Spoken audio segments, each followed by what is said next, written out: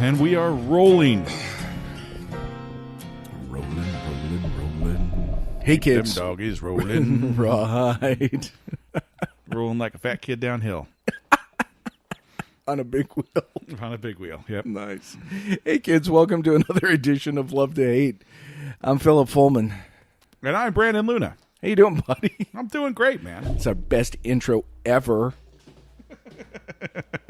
Everybody's going to love that one. We've had good ones, man. We've had some good ones. We have. You used to do Huzzah all the time. Or yeah, I haven't done like Huzzah that. in a while. I don't know why. Maybe you're not feeling it, man. You Not don't feeling force it. Huzzah-ish. Yeah, you can't force that. It's got to come from the heart. It does. It definitely has to come from the heart. It does. So, hey, what's new with you? Life in general, starting the new gig tomorrow, so I'm excited What? about that. Yeah. What? Yeah. Still in the cigar industry. Nice. So that's I had fun. no idea whatsoever. I know. This is new information for you. Totally.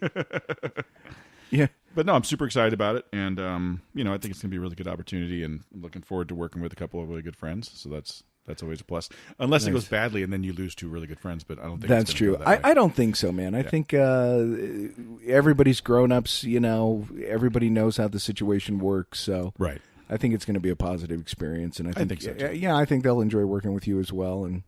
Of course, wish you the best because that's great. And it didn't take long at all. That's how this business is. When this happened, it was like, man, there's no positions left. Mm-hmm. Man, nobody's looking. One domino tips, and then next thing you know, there's 5 positions that they're trying to get filled, all in the area. Right. That have opened up. So, congrats on that, man. Yeah, thanks, man. That's fantastic. I'm happy for you. I'm really amazed at how my dog is taken to you. He typically doesn't like people, but yeah, I'm a dog person. I mean, I guess That's animals true. in general like me, so nice. I'm pretty Well, good he with is that. an animal at that, so you're gonna be doing that the whole time. He's gonna want you to pet him the whole time, Right. Yeah, he's now spoiled. Love to hate animals. Love to eat animals. What's the? Well, I guess you could. There are some animals you could hate, but not pets. Love to hate pets. There you go. Love to hate pets. Who hates pets? Well, Commies. no, but it's the love. It can be a love hate thing because Yeah. they do chew shit and do crazy stupid. Oh, shit. that's true. They know. do. They can be annoying. Yeah, he's definitely trashed my rental deposit. Yeah, that'll have to be a topic for next time. We'll table that. We Table will. that We for will now. put that on the list. Yeah, put that on the list. Of things to do. I like it. And I think we had another request too, but I can't. Did we? Yeah, you were going to tell me a story, and while you're doing that. Oh, yeah. So, pardon me while I take a sip of this water. Oh, that was him sipping. I sound like Ernie on Sesame Street when he drinks Right. water by doing that. No, so It was Bear again. In light of all the hailstorms, handyman. Handyman. So there's. So add that. I'll tell you what, man. It's crazy because after the hailstorms hit, storm's been gone 30 minutes. Right. There's somebody at your door. Hey, you want an inspection? Right. Like, dude, come on. It's insane. No, I was. It's a nice enough morning out. So Maddie and I went and grabbed a cigar, set out the patio of a shop before they opened up, just hanging out, enjoying a smoke. And then decided later, hey, we're going to go to lunch. And I was watching this. It's not a cooking show. It's like one of those travel food shows that you see. And this one is called Somebody Feed Phil. It's Phil Rosenthal, who was executive producer and creator of Everybody Loves Raymond, which surprises me. Funny guy. And it's like, how can he be that funny and produce a show like Everybody Loves Raymond? Totally surprises me. But in there, he sits down with Paul Reiser and Norman Lear at a restaurant, a deli in L.A., and has a pastrami sandwich. It looks absolutely phenomenal. Yum. So I've just been jonesing for pastrami. So we leave the shop and we go to Jason's Deli. Mm-hmm. It's a pastrami sandwich. Yeah. So we're in there seated, and they have the weird seating there at Jason's. So, you kind of got that aisle where you can walk between the chairs. And it looks like there'd just been a group there, so I'm trying to move tables. But there's these 3 kids, 3 boys, 10, maybe, 10, right. 11, and they're just kind of fucking around. at another set of tables, just kind of running, laughing, throwing stuff at each other, just being annoying and very loud. Right. And there's another group seated, and I thought, well, maybe those are their parents. They should say something to these kids. Nothing. And then that group gets up and leaves, and the kids are still there. The hell? And and they're still just farting around, running, and just, you hear them, tromping behind you, and you're just trying to sit and enjoy food.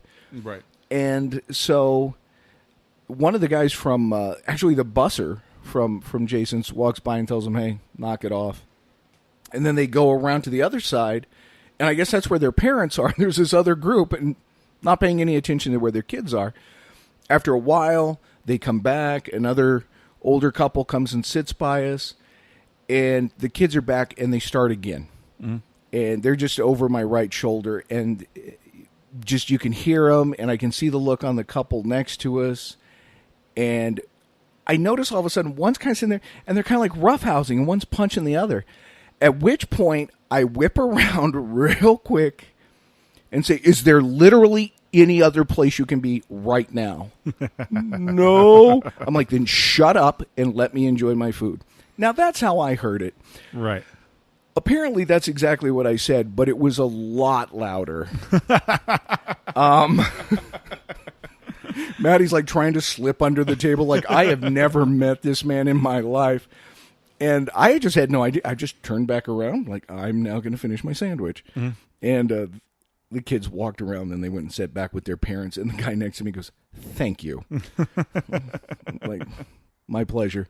But yeah, apparently everybody heard it. The staff at the counter heard it. The entire restaurant heard it, because apparently it's just, if I drop my voice low enough, it just booms. Right. You should do that for the podcast. I could. Is there literally, yeah. Is there literally nowhere is there else any place that you can be right now? Then shut up. The movie trailer guy. Yes. I wish I could sound like that. Yeah. You could be and that I guy. guess the look on my face was like, I'm going to fucking eat you, kid. Because, I mean, the look on his face was like, no, sir. I'm like, good. Then fucking get out. Right. Why? I never would have been allowed to do that. Ever. Right. First of all, I wouldn't have been out of the sight of my folks, but even if I'd have been around them, I would never have dreamed of behaving like that in a restaurant. Like, no, this is not where we do wind sprints. Right.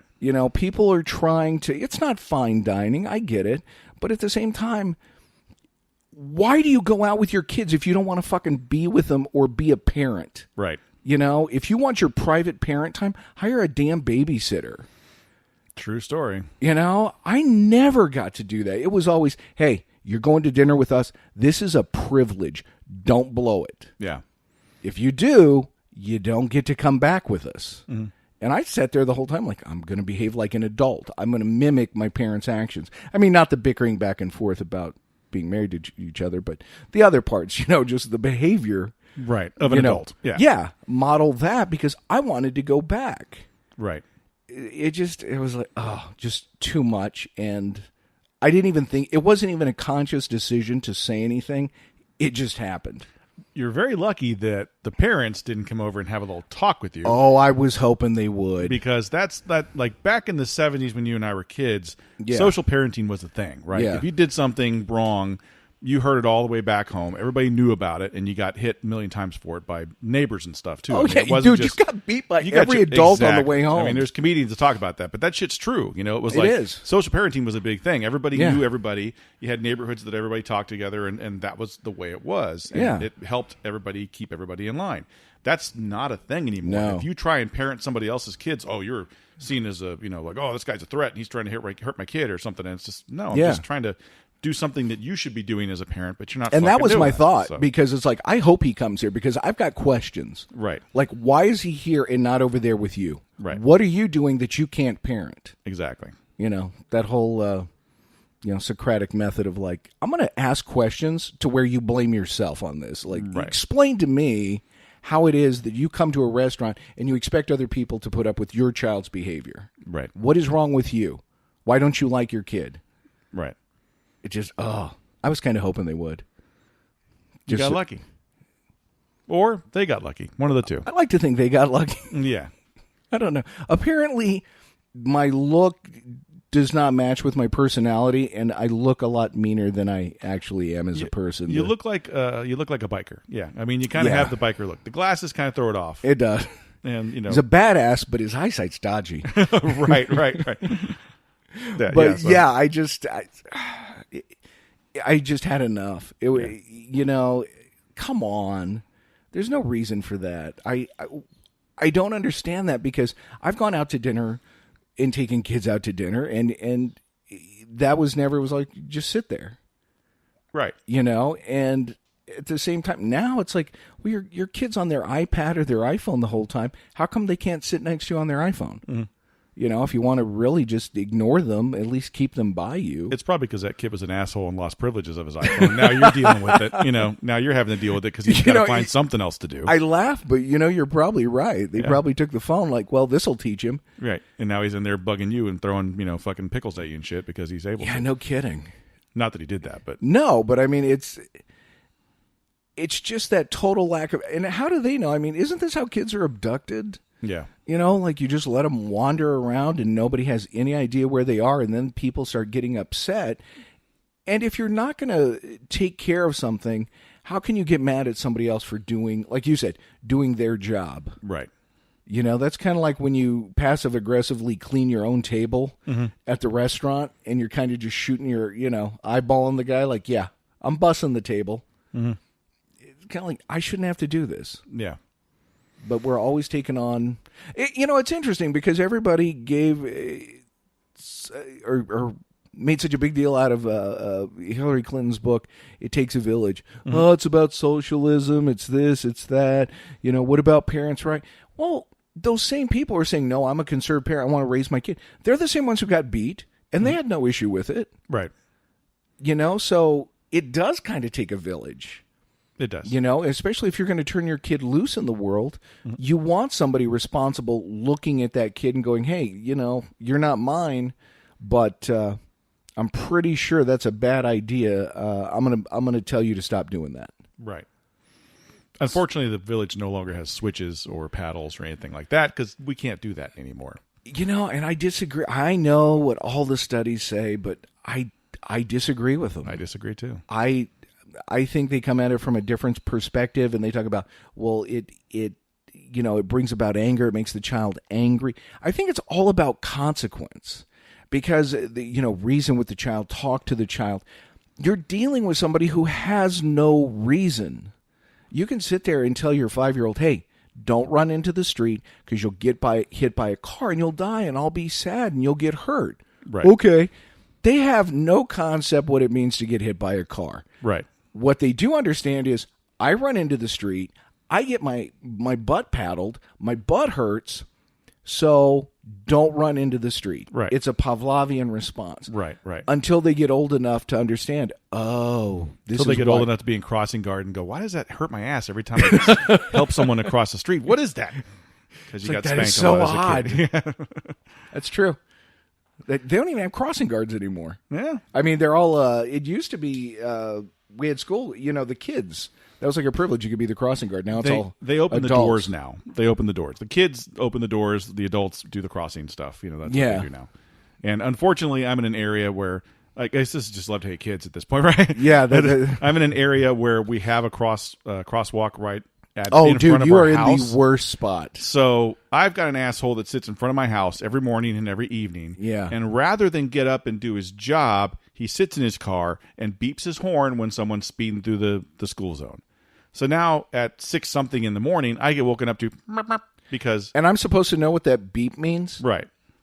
That's it. It just, somebody beeped. I don't know what that... If I'm speeding, how do I know what that beep means? It just means you're going to spill your coffee because you're going to look and see what the fuck Furthermore, that was, how am I going to hear it over my radio? Right. So yeah, I've had to tell that guy several times, like, can you not do the honking horn things? People are still sleeping. You're right outside my daughter's window. It's not cool, And he's an old guy. Old guy, yeah.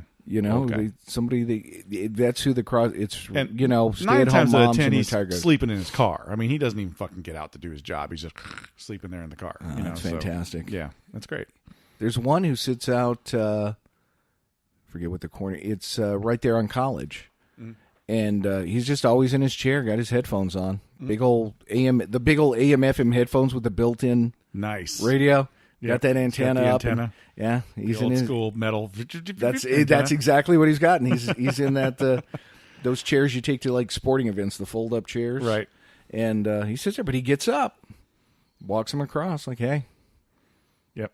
But I guess I got to be too dangerous for kids. Mm. I don't know. Yeah. It's just beyond me, and it's like, this is why people don't want to go in public. This is why they don't want to do things. Right. Because you're not going to control your kids. And worst part is, what if it is modeled behavior? What if dad or mom is that big of an asshole? They're that inconsiderate. Right. Now they're just mirroring that behavior. Now, I'm sure it's not like they're over there roughhousing. Right. But, you've certainly seen people who don't, they're not considerate of those around them. Mm-hmm. Right. So, yeah, I've had several instances in my history being at birthday parties and stuff like that, because I do have kids, so I get to deal with that bullshit a little more than you do. Where I've been at birthday parties and there's a kid that's being a bully and pushing people out of the way so he can be in the jumpy house and stuff like that. And I've had to pull kids aside because I'll be like, whose kid is this? Whose kid is this? And nobody claims them. Right. Pull them aside, hold them by the shoulders and go, hey, like with the dad voice, get really loud. Yeah. Like, hey, you need to stop what you're doing right now, or I'm going to find who your parent is and, whatever. And just, kind of threaten them, and they're like, right. They freak out and run off. And 50% of the time I get a parent talking to me about it. But and is their approach automatically angry? Usually automatically angry, yeah. Like, hey, what are you doing? Attacking my kid or whatever. I'm like, I'm not attacking your kid. I'm trying to tell him to, he's doing something that's wrong. You need to be watching your fucking kid. Basically, is what it turns into. Does it escalate from there, or are they conciliatory? Or no, usually they'll just grab their kid and run off and call me an asshole, and that's it. And that's fine. I know I'm in the right on that, but sure, but and they're the assholes. So. They're the assholes because they're not parenting their kids. They'd rather be in the corner drinking wine spritzers with their friends or whatever. God, so those kind, yeah, I know exactly what you're talking about. Where it's just, well, hey, we're at a kids' party, so we can just let them run roughshod. It's like somebody's got to corral them, right?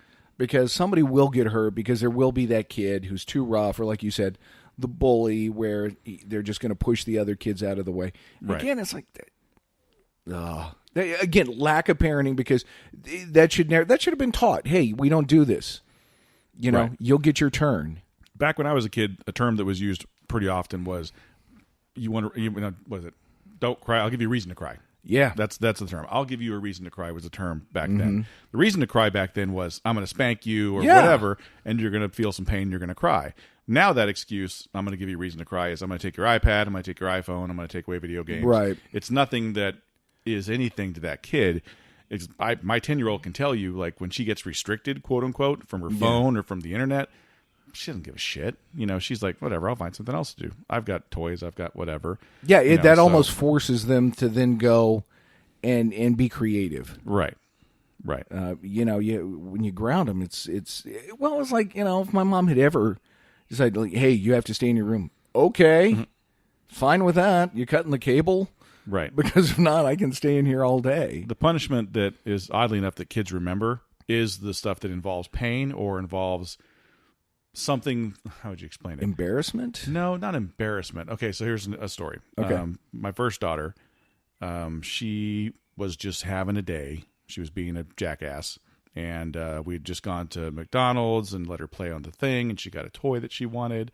And we got home and she was throwing a fit about something. And I sat her down and I said, look, if you don't stop right now and listen to me and do what I say, I'm going to take this toy.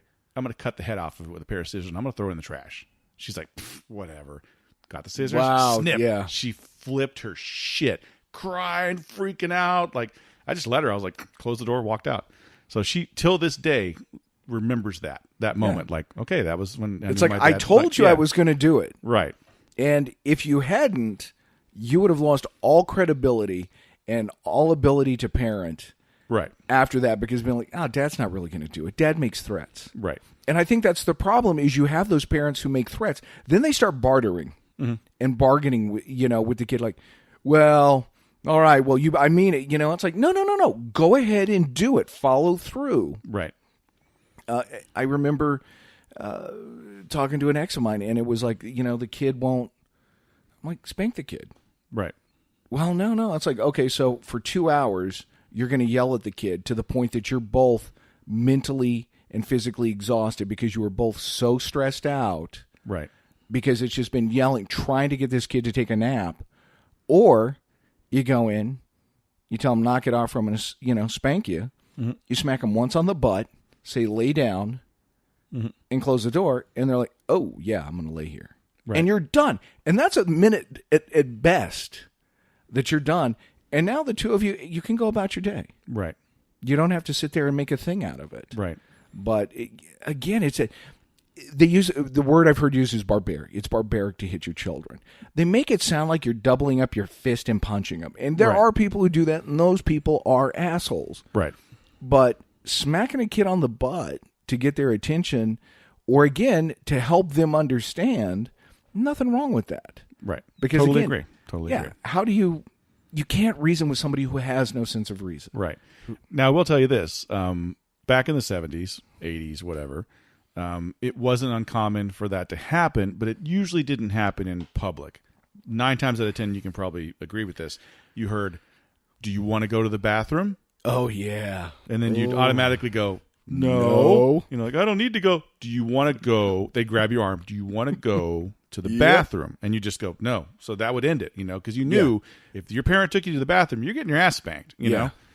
And I think that doesn't happen nowadays. I mean, you see it very rarely. Very rarely. It was, I remember there would be times when it was, do you want to go outside to the car? Right, exactly. Like, no, then stop.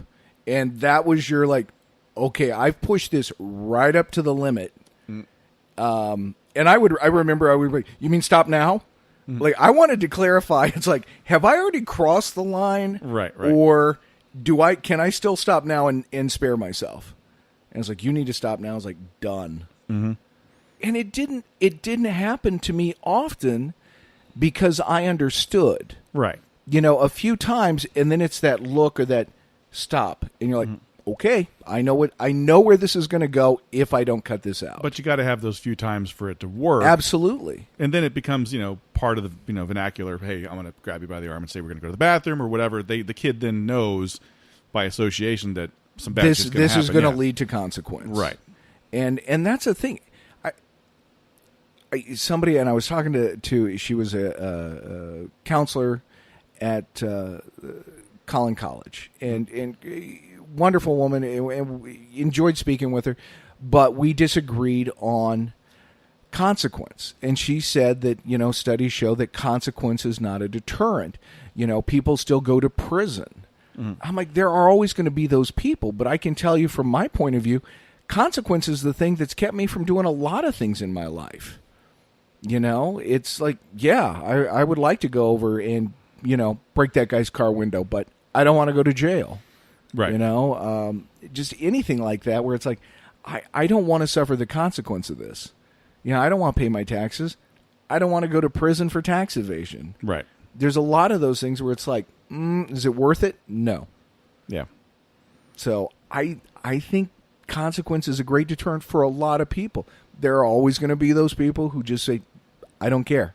Well, let me ask you this then. How important do you think that plays into the beginning of your life? I mean, that fabric's ingrained in you, right? So if you had consequences as a kid, you associate doing bad things with pain. Right. At that point, when you become an adult, you go, no, I probably shouldn't do this because there's going to be consequences. And I know what those consequences are from a long time ago. If you have a parent that doesn't parent, true, there is no consequences besides there's no concept, quote unquote timeout. Right. Okay, I'm going to do timeout. I'm going to do 8 years in Sing Sing. That's timeout. But that's, you know what I mean? That's. I'm in state mandated timeout. Exactly. They should start calling it that. It probably sometimes federal. People would be okay with it then. But I mean, that's that you don't have those consequences early on. It doesn't mean anything to you. It's a meaningless thing. So at that point, stealing, doing all these bad things, there's no consequences because you don't have that concept. Well, in mind. And I think we cripple them not only in that way because they don't learn the behavior, but I think also from the standpoint of responsibility. Right. If there's no consequence, I remember another conversation like, he forgot his basketball uniform. Mm-hmm. Okay. Well, he can't play without it. Okay, well, we got plans. Right. Well, we need to take it to him. Why? He forgot it. Right. Well, then he can't play. They're counting on him. It's like, he's not that good. Mm-hmm. and if they give him enough shit about, hey, man, you let the team down because you forgot your uniform, maybe next time you'll remember to pack the uniform and not just run around and throw shit in a bag. Right. But no, you go take it to them. Oh, somebody's always going to bail me out. Mm-hmm. And they lose that responsibility. Hey, I can't, can I get gas for the car? Well, what'd you spend your, the money you worked for? What'd you spend that on? I went to McDonald's and bought a video game. When you needed gas and you knew you needed gas. No. Right. Because, again, no consequence. And the understanding is, my parents will always give me something. Mm-hmm. My parents will always take care of me. Next thing you know, you're 30 years old. Mom and dad are gone. Like, oh, man, I'm used to always being taken care of. I'm used to there always being the safety net. And that's not how life works. Mm-hmm. If you're really, really good looking, then you marry somebody that has money, you're okay. But that's true. It worked for Anna Nicole. Right. Exactly. Man. Yeah. Well, more power to her. Yeah. And to the old guy she married. Yeah. I'm sure he didn't do a whole lot with her, but got to see her. No, but I mean, he had arm candy. And his kids were pissed. And it's like, look, dude, your dad's 80-something? Right. He's worth millions. Why not? Right. You get to be that age, you can, decide you want to buy yourself a piece of arm candy. Mm-hmm. Because I know she wasn't a nurse. Yeah. No, I wouldn't think so. No. Man, I remember the first time I heard her speak. Right. And just the accent was like, oh, wow. It's like, man. Yep. It's like, there is no hiding that. Nope. Just dumb as a stump. Yep. But it's like that saying, yeah, good thing you're pretty. Mm.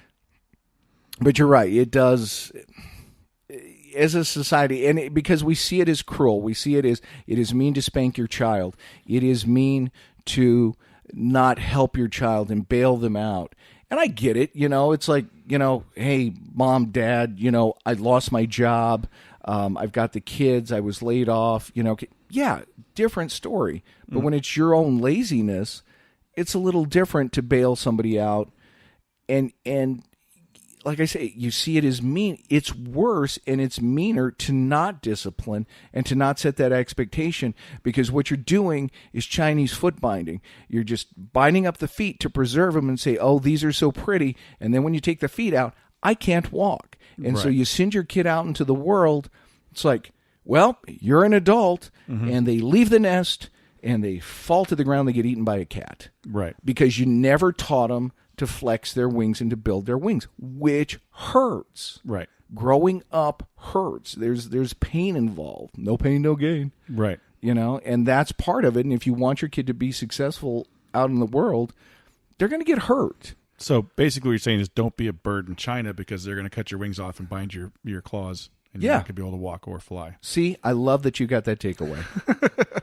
Speaking of, I got to say, because I was listening to the college episode, and I remember I was going off on Lori Loughlin and her daughter not being able to get into school because they didn't have enough money. I get that they paid their way in. I was trying to be sarcastic and make fun of the fact that she worked on a Full House. So right, that I do know what the story was. I was just trying to be sarcastic.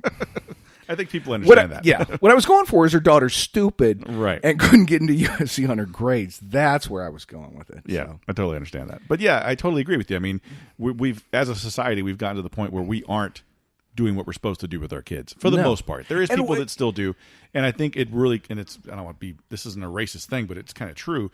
The minorities tend to kind of hold that value.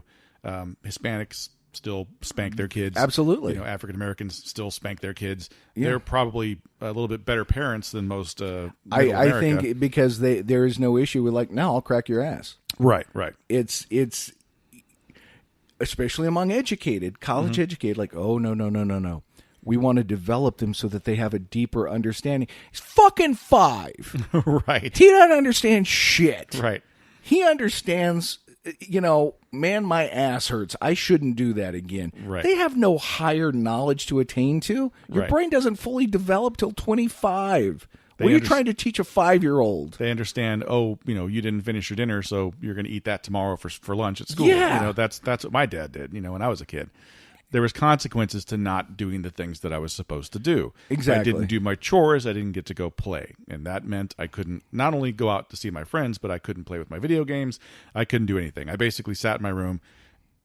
Well, I can't even say that. They would sit me in a room that didn't have stuff in it and make me read books and shit, which is not a bad thing, but it's not what you wanted to be not doing. What I wanted to be doing. Right. Exactly. It would be like, some book that I didn't want to read or whatever. Here, read this, history manual. Here's Moby Dick. Shit. Yeah. No. Like exactly. Not again. Exactly. So, do you think, because I think, again, when you and I were kids, there wasn't that idea of, it was family, and you did spend together time, and you did eat meals together, and there were things you would do together. Right. But it wasn't like we were friends and chummed around. And now there's that idea, and I listen to people talking, and they do everything together. We're doing a mommy-daughter day. We're going to go do, like, what are you, girlfriends? You know, it's like it's okay to do certain things, but man, when you spend your entire time, and it's kind of like, well, why would I ever leave the house? So we're okay if they always stay, and there's never that, hey, I want to go out with my friends. Like, no, we're going to stay here, and we're all going to do stuff. Like, there should be that little bit of rebellion in the kid that's like, I just want to go to my room and not be around old square people. Right. But that doesn't happen anymore. Yeah. And my parents made it very clear, we're not your friends. Mm-hmm. We love you, but we're not friends. Right. And I think that's missing now, and it's like parents do want to be friends, so they're shitty friends because they can't ever say, hey, you're wrong. Right. Hey, stop it. Which, the crux of, the thing with friendship, when you see a friend doing something stupid, what do you do? Mm-hmm. Do you sit there and allow them that freedom and say, man, I wish they'd allow that for me? Or do they step in and risk the friendship and say, you're about to screw this up. I know you think you're not, but you are. Right. Yeah. I think I became friends with my parents after I was out of the house, or when you get to be a certain age, when you start. Sure. I think after you have that conversation with your parents where you say, you know what, you were right about a lot of shit. Then they go, okay, fucker. That now we're on the same level, and we can actually get to know you as a person. But and I think once you're independent and probably shared experiences. Yeah. When all of a sudden you can relate to them on a certain level because you know what it's like to have a shitty job or to have to, work a job you don't want because you've got kids, or maybe, you're having, just the stress of marriage, and you're able to talk to your folks about that. Mm-hmm. There's a relatability. I think a big part of this, too, that we're not even really talking about is marriage. I think marriage has changed a lot over the years because people are now friends with their kids. They're not friends with their spouse. They're not friends with each other like they need to be. And what'll happen a lot of times, you'll have these couples that are all about their kids and everything's about their kids. And once those kids leave, they got nothing in common anymore. Exactly. And now they're getting a divorce because they don't see eye to eye on anything. And, the kids are hurt because, what happened? But it was really the kid's fault. It was the parents' fault, too, for coddling them and being a helicopter parent. But I think that's definitely changed marriage. Well, and I think how many people have kids thinking this is going to bring us closer when it doesn't. It gives you something in common. Yeah. Whereas, you guys should have had some things in common to begin with. Right. Because, once the kid's gone, now you have nothing. Right. And at that point, you just part as friends and go, oh. Right. What? I think a lot of people don't go into a relationship the right way either. I think like what I did in our situation was she wanted to have kids right away, and I told her no, I don't want to do that because I want to have time with you to get to know you as a person and to have memories together. That was the story I told her. The real story is I don't know if you're a bitch or not, so let's go a couple of years. And if I don't like how you fucking put your toothbrush up, then we'll talk. Right. Or how you fucking squeeze the toothpaste. You know what I mean? So it was wise for us to do that because we had a really solid base when we started having kids. And I think a lot of people get married. They've maybe been together 1 or 2 years. They get married. They don't have kids that right base. away. They don't have that base. Now it's all about the kids. Once the kids are gone, there's nothing there. And that's the other thing. People are waiting later in life to have kids. Right. But it's not that they're necessarily spending time together. They're just focusing on their careers. They're married, but they're not necessarily spending all that time together. Because I agree with you. I think you need that basis before you start having kids, which does push parenthood later into life. It does. And it used to be, man, soon as you got married, you better start having kids because, hey, you're 22. Right. You should have 2 kids by now. Mm-hmm. To be fair, there was a time when 22, hey, you've been an adult for at least 7 years. Mm-hmm. So, yeah, it's time to start that. But now adolescence continues on almost till you're 30, it seems. Right.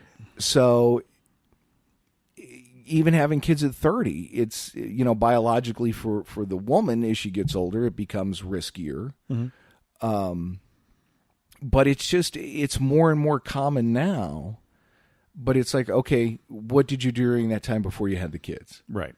Because if that basis still isn't there, and by the time you have the kids, is it just, hey, the marriage has run its course, now we have the kids, and right, we'll just be older when they leave? There's a term that I hear a lot, and I hate this term, and I think it directly correlates to what we're talking about, honestly, because you've got people that are going to college, getting married, doing all these things for themselves, being very selfish, basically, and then they have kids, and they have to have a family and all this other stuff, and you always hear this term like, oh, man, I have to do some adulting today. Oh, fuck that. I'm like, what do you mean adulting today? You're a fucking adult. You adult every day. Shut the fuck up and do what you're supposed to do. Adulting is hard. Well, you know what? It is. It's one of those terms that people come up with. Right. And it is. It's annoying because like, oh, I didn't know. Well, somebody should have told you. Right. Raise your kids the right way so that they know when they leave the house that they can do laundry, they can cook for themselves, they can clean for themselves, they can do all these things. I've been a bad parent in that respect. I mean, my kids know how to cook and stuff, but our house is a fucking mess. You've seen it, and we don't clean, so that's on me. That's on my wife. But at the same time, they still have to know how to do these things. So it's always a burden to Conversely, the kids may have grown up in a messy house, so it's like, I will never live in a house like that. That's how I was. When I lived on my own, I was like this neat, clean guy that was 20-something. Like, everybody thought I was At some gay. point, it piles up, man. I mean, it's just, there's so much that you're exhausted. It's like, when am I supposed to do this? Yeah. At what time of the day does this happen? Yeah. I made a threat the other day that, my wife's like, we were talked about cleaning the house and stuff, and she's like, I just don't, I get home and I just don't want to do it. I'm like, I understand that, but I do have a flamethrower now, and I will burn this fucking place down if it doesn't get clean soon, So we need to start doing what something. I've always found? You just need the threat of a maid. Right. Nobody actually needs a maid, because I've noticed anytime there's a maid involved, the house is damn near spotless by the time the maid gets there, because you don't want the maid to see how you live. It's like, so really just threaten to have a maid come over and the place gets clean. Because like, oh my God, I don't want them to see how filthy we are. It's like, well, now it's clean. Now we don't need the maid. I think a maid would just go, where the fuck do I put all this shit? There's no way. Everything's full. It's just... Dude, that to me, I look around, I'm like, I didn't even think I owned as much stuff as I do, but apparently I own a lot of shit. Right. It's like, and I don't know where to put it. As George Carlin says, your shit is stuff and their stuff is shit. That's exactly what it is. That's very true. We've all got boxes piled somewhere, and these closets that are just full of everything, and stuff that you don't need, stuff that you've forgotten. Right, a garage full. How many people do you know that actually have a nice, clean garage? Have you ever been in anybody's garage and it just look really nice? If they do, it makes me suspicious. Right, like, where's the rest of your? I think they probably got a storage unit with all that shit. If they do, they're probably Dexter.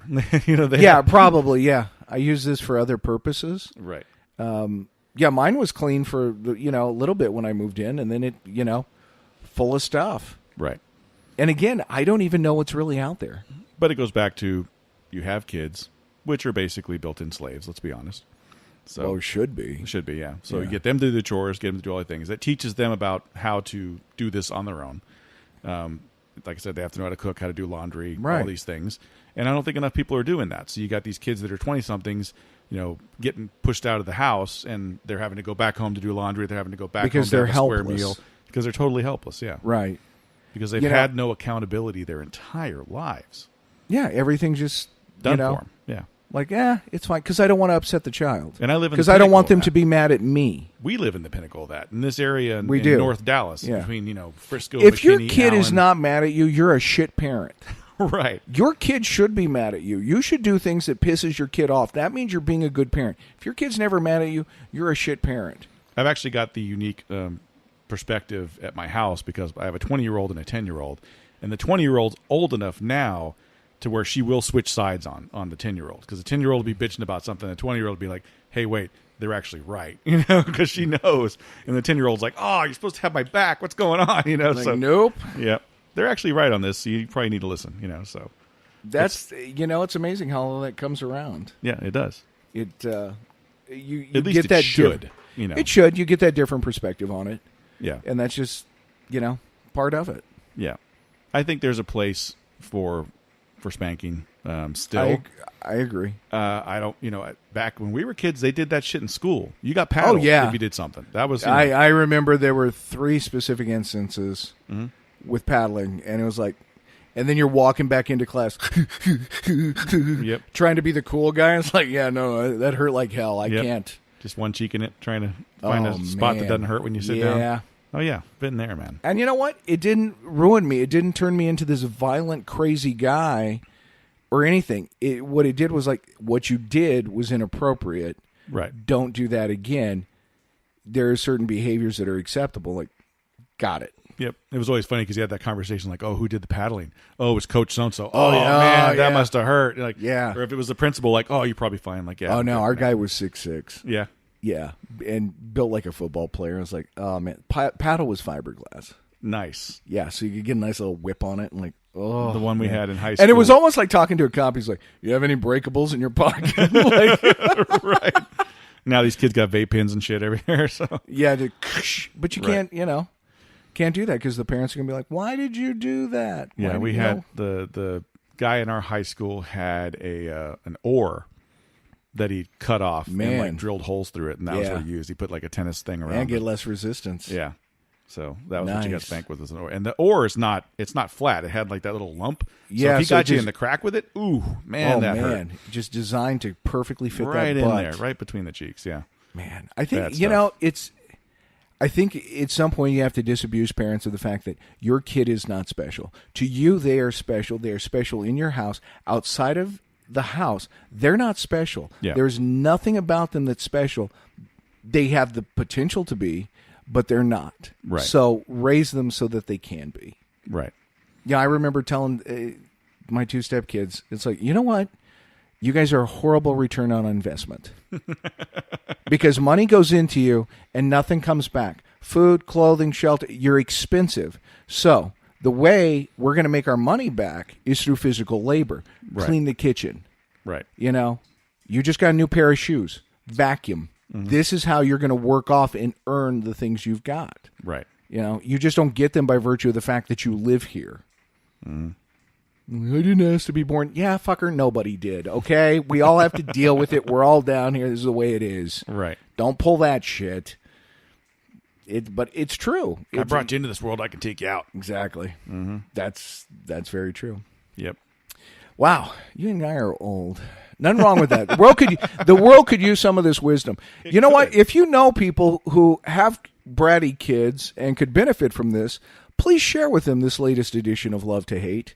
And they could, by all means, I would think if anybody's going to write us some shitty tweets or something, this would be the episode. Probably, yeah. Where would they write those tweets? Well, you can go to Instagram and give us a little message there at Love to Hate Pod. You can also go to Twitter at Love to Hate Pod as well, and that's Love, the number 2, Hate Pod. You can also go to Facebook and like us on Facebook and comment there as well. And if you want to listen to the show, which is something you probably want to do, you want to go to iHeartRadio, iTunes, Spreaker, Stitcher, Podomatic, all those places where quality podcasts can be heard. Awesome. And not quality podcasts. This is true. Because there's a lot of them on there that sound like they recorded on somebody's phone that's like 5 feet away or some shit. While they're in the stall at the bathroom. Right. The guy's peeing next to him and dropping a deuce. It's just like... It's true, kids. We've heard them. There's bound to be a podcast out there called Bathroom Talk where people are just constantly pissing and dropping deuces. You know what I'm gonna Google as soon as we're done, right? Yeah, I'm sure. Kids, I gotta go Google something. I'll talk to you next week. Oh man. That was fun. Out of nowhere.